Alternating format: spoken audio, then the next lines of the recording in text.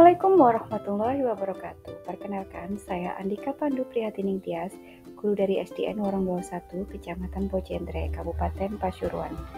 Pada kesempatan kali ini kita akan belajar dengan video pembelajaran kelas 5 mata pelajaran IPAS tentang ekosistem dan komponen penyusunnya.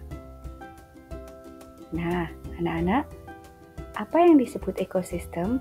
Pasti anak-anak hebat kita ingin tahu. Kita simak bersama ya.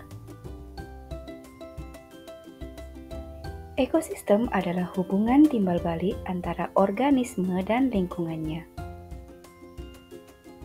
Ekosistem terdiri atas komponen biotik dan komponen abiotik.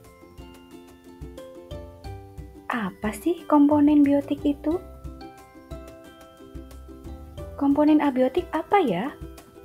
Nah, mari kita belajar bersama. Ekosistem biotik adalah komponen yang terdiri atas semua makhluk hidup yang ada di bumi. Komponen biotik terdiri dari produsen, konsumen, dan pengurai. Komponen biotik tersusun oleh tumbuhan, manusia, dan hewan. Tidak lupa juga ada mikroba.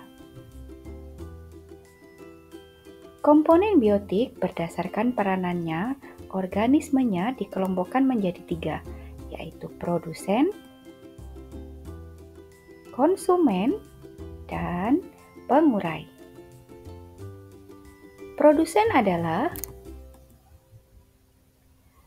penghasil, yaitu organisme yang menghasilkan zat makanan melalui proses fotosintesis. Contohnya adalah tumbuhan. Konsumen atau disebut juga sebagai pemakai, yaitu kelompok organisme yang tidak dapat memproduksi atau membuat makanannya sendiri. Contohnya adalah manusia dan hewan. Kemudian ada konsumen berdasarkan jenis makanannya, ada hewan karnivora yaitu hewan pemakan daging, contohnya ada anjing, kucing, dan harimau. Kemudian ada hewan herbivora yaitu hewan pemakan tumbuhan, contohnya ada kambing, sapi, dan rusa. Kemudian yang terakhir adalah ada hewan omnivora yaitu hewan pemakan tumbuhan dan daging. Kemudian kita belajar tentang komponen abiotik, yaitu disusun oleh benda tak hidup berupa air, tanah, udara, kelembapan, suhu, iklim, dan cahaya matahari. Air. Semua organisme membutuhkan air karena sebagian besar tubuhnya tersusun oleh air. Apa saja fungsi air sebagai pelarut, mengatur suhu tubuh, dan membantu metabolisme. Kemudian ada tanah. Tanah berasal dari hasil pelapukan batuan. Tanah juga menyediakan unsur-unsur penting bagi pertumbuhan makhluk hidup. Kemudian ada udara. Udara tersusun dari berbagai macam gas, yaitu ada karbon dioksida, oksigen, dan nitrogen.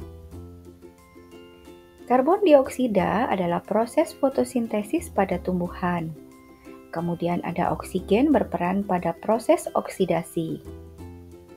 Kemudian ada nitrogen berperan pada proses sintesis protein. Ada kelembapan yaitu merupakan salah satu komponen abiotik yang terdapat di udara dan di tanah yang menunjukkan kandungan uap air dan berperan mencegah kekeringan pada organisme akibat kekeringan. Kemudian ada suhu, yaitu ukuran kuantitatif terhadap temperatur baik panas dan dingin yang diukur dengan termometer.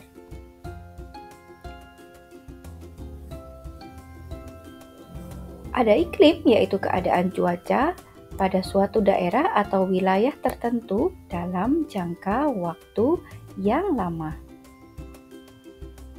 Indonesia beriklim tropis dengan dua musim, yaitu musim hujan dan musim kemarau. Yang terakhir adalah cahaya matahari sebagai sumber energi di bumi ini. Kemudian membantu dalam proses fotosintesis. Dan yang terakhir disebut dekomposer atau pengurai, yaitu kelompok mikroba yang menguraikan senyawa organik seperti sisa-sisa tumbuhan, hewan untuk menjadi senyawa organik. Nah, bagaimana pembelajaran kita hari ini anak-anak hebat? Menarik kan belajar tentang ekosistem? Oke, terima kasih atas perhatian kalian. Kita berjumpa kembali dalam pembelajaran kita yang akan datang. Terima kasih, sampai jumpa. Assalamualaikum warahmatullahi wabarakatuh.